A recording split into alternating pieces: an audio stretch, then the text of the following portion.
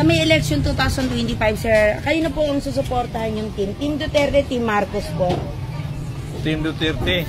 Bakit po Team Duterte? Team Duterte, mayroong pagbabago. Opo. Itong Team Marcos, walang paninindigan, walang prinsipyo, maski mali, tinatama.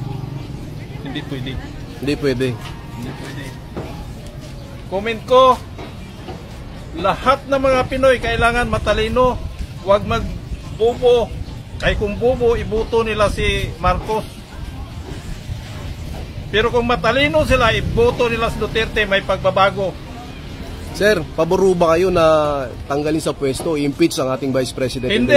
Bakit po? Walang kasalanan si Duterte, si Juan Inday Sara. Bakit? Opo. Lahat ng mga kasalanan bininta nila, fabricated, gawa ni Lisa, gawa ni Romualdez, Tambaloslos, gawa ni Marcos. Si Marcos, walang paninindigan, walang prinsipyo, sunod-sunuran. Kanino siya sumunod? Kay Lisa, kay Tambaloslos, Martin. Sir, sa magtatatlong taon na po si Marcos Jr. Sir, anong grado mabibigay mo sa kanya? 1 to 10, sir, 10 yung pinakamataas. Dito ko sa 5. Alam mo bakit? Okay sana siya, pero wala siyang prinsipyo, wala siyang leadership, nadidiktahan, mali. Anong parang tuta, kung saan ka hinihila, sunod-sunuran ka lang, mali. Yun bang mamamahala ng bansa? Mali talaga. Sir, may nakakatanggap po ba tayo ng mga ayuda galing sa gobyerno katulad ng AKAP, TUPAD, AIX? Yan ay mabuti. Opo. Pero alam mo bakit ang disadvantage yan?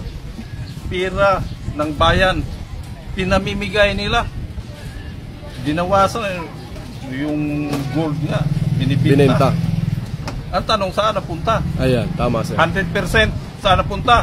Hindi lang nila sinasabi kung saan napunta yung mga papel ng impeachment. Doon yun, bayad sila. Number 1, yung Quadcom, bayad yan.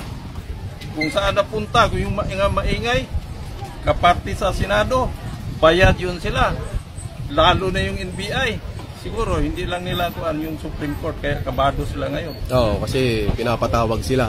Oo. Sir, ang masasabi nyo doon sa may napirma na blanco, doon sa BICAM? Ayun. Pangkurap talaga yon. Kasi saan napunta? Doon sa gusto lang nakawin ng pera. Yun man ang mali doon eh. Ano po yung masasabi nyo na inano po ni Attorney Vic Rodriguez po na 65% ng ating budget for the year 2025 ubus na po, nagamit na. Wala na po. Naipamahagi na nga. Yung sinabi ko kanina, bayad na nga yun. Kaya nagsipipirahan yun eh. Kaya nagawa yung impeachment na yun eh. Ito, ang totohanan. Ang impeachment kasi, kasalanan ni Sara.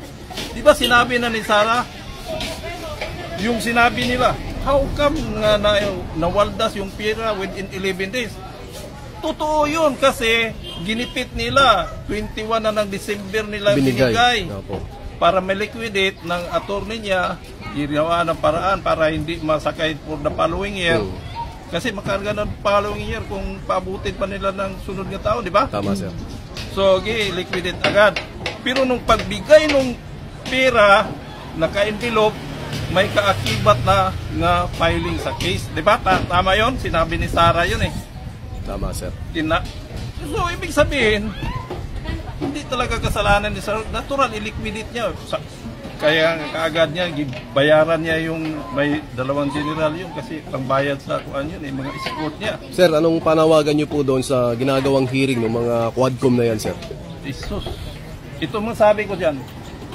Itong si Romualdez, itong si Lisa Aranita Marcos, itong si Marcos, maling-mali. Alam mo bakit? Lahat ng mga tao na yun, mga leftist yun eh. Ipapayag ba ang taong bayan nga mismo yung mga leftist nga kinukulong noong nung unang administration, pinaghuhuli yun. Ngayon, binigyan ng katungkulan sa government. Sila ngayon naglilitis. Di ba mali? Mali sir. How come yung mga NPA magiging judge? Loko-loko. Sir, kumusta naman yung mga presyo ng pangunahing bilihin? Ramdam ba natin? Mataas ba? Mababa? Mataas talaga. Yung sinasabing 20, wala mang nangyari. Sana yung 20 natin hanapin, wala magkikita, kumikita. I-video mo nga yan. Oh.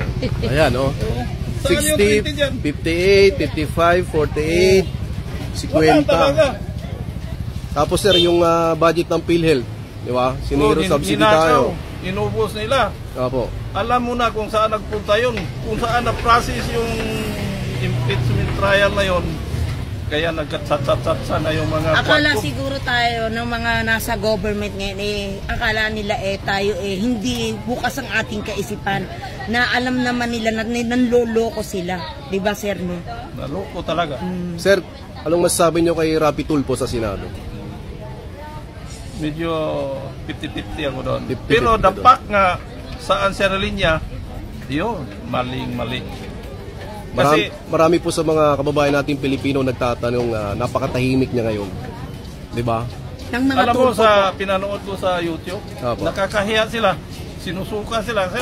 Bakit ko nasabi yun?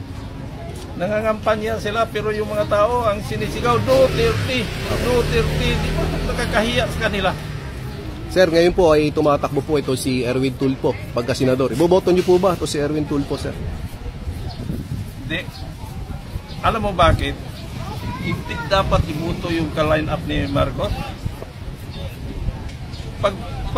Pagbutuhan kasi sa Senate, ma-impeach ka agad si Sara. Tama po yun. Hindi na pagkatakbo ng presidente. Which will you prepare? Yung lulukuhin yung mga tao o mayroong pagbabago? Yun ang importante doon. Yung may pagbabago. Dapat alam ng tao. Sa tingin nyo, sir, mas malala yung corruption ngayon kaysa sa panahon ni Duterte? Na malala talaga. Harap-harapan yung nakawan. Kaya nga, kumilos na yung Crime Watch, di ba? Citizen Crime Watch. Citizen Crime Topacio. Watch. Topacio. Kumilos na ngayon sila ni Attorney Vic para pasakaan ng kaso sa kay Topacio sa yun, sa Sigang Bayan. Dito naman si Rodriguez doon sa Supreme Court. Dapat lang. Sir, anong ngayon pong darating na 2025 election, anong panawagan mo sa mga kababayan nating Pilipino? Dapat talaga, ulitin ko yung sinasabi ko, maging matalino. Kaya kung sabi niya doon, Bobo. hindi kami bobo. Kung magpakabobo kayo, ibuto ninyo line up ni Marcos. Pagka malaging loko, maraming korupsyon, loko ng Pilipinas.